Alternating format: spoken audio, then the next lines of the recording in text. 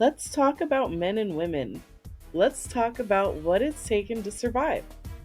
We had to adapt and evolve biologically, historically, and emotionally just to make it this far alongside men. We like to say that correlation isn't always causation, but sometimes it is. Men are, on average, stronger than women. That didn't just happen, that evolved with us. We evolved too. We learned to handle more pain, bear weight, absorb shock. We got quieter when loudness wasn't safe.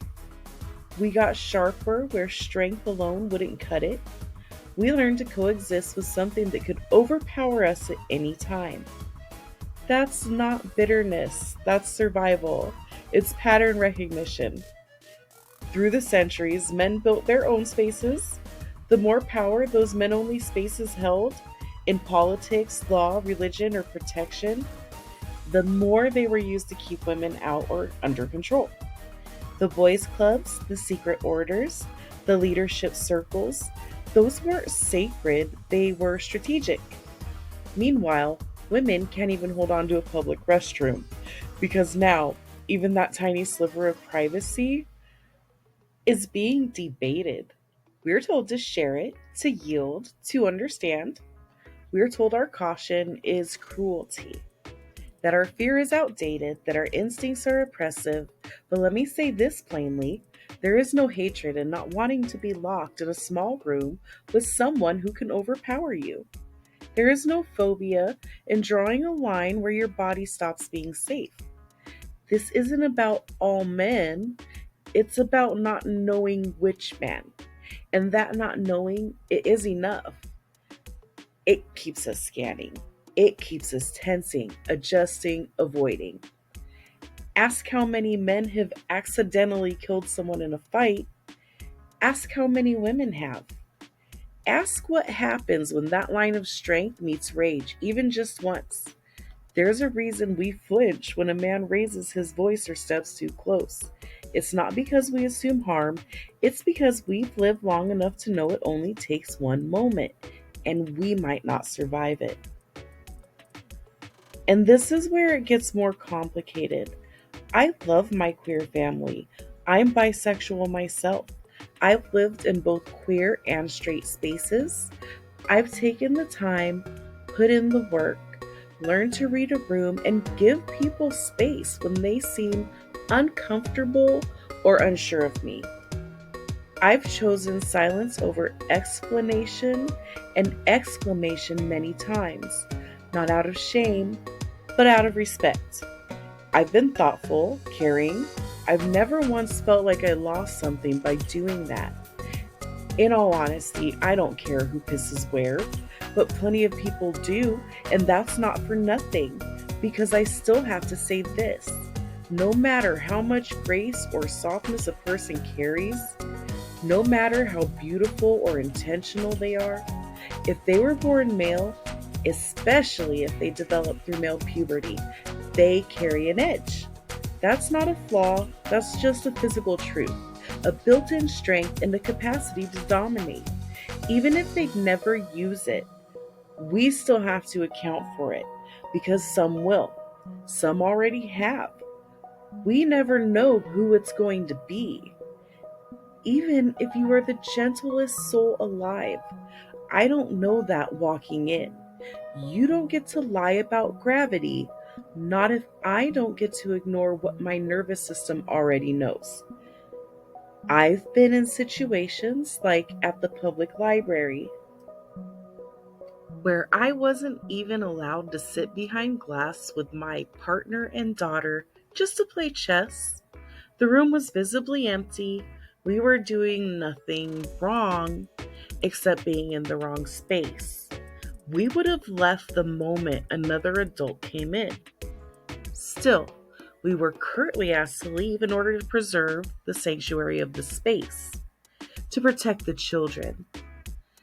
That was some bullshit to me, because if I can't even sit quietly in plain view with my own family, how are we justifying shared, in closed restrooms with locking single stalls in that same building? How are we telling women and children to close themselves in with strangers, some of whom are built to overpower them, and calling that progress? It doesn't make sense, and I don't think it's meant to.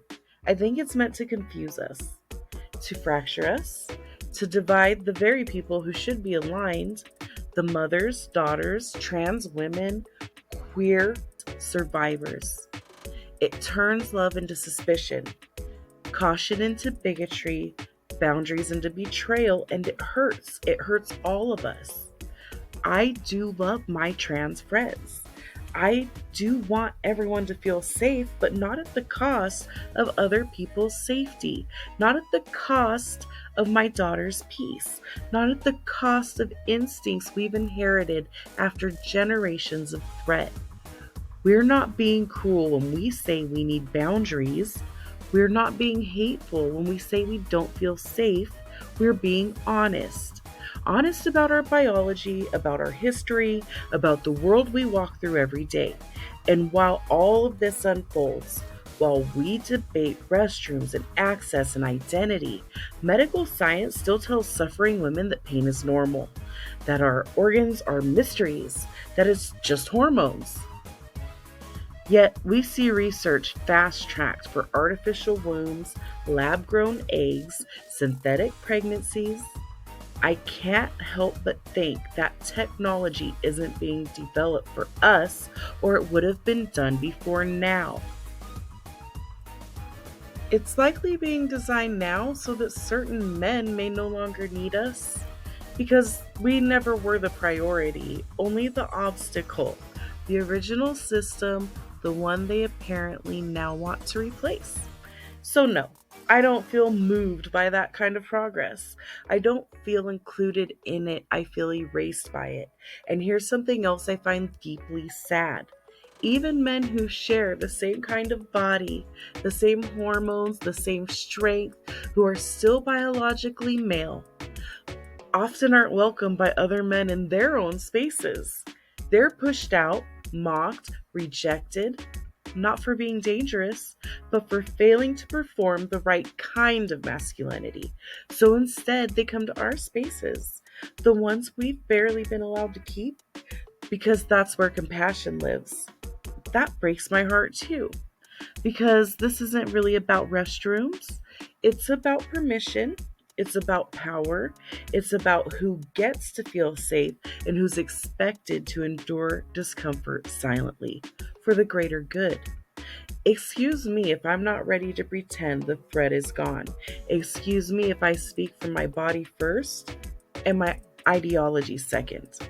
I carry a daughter on my hip. I carry thousands of years in my bones. I have learned through lived truth and brutal grace that caution is not cowardice, it's wisdom. So, no, I'm not afraid of you. I am aware of the world. That awareness is what has kept me alive.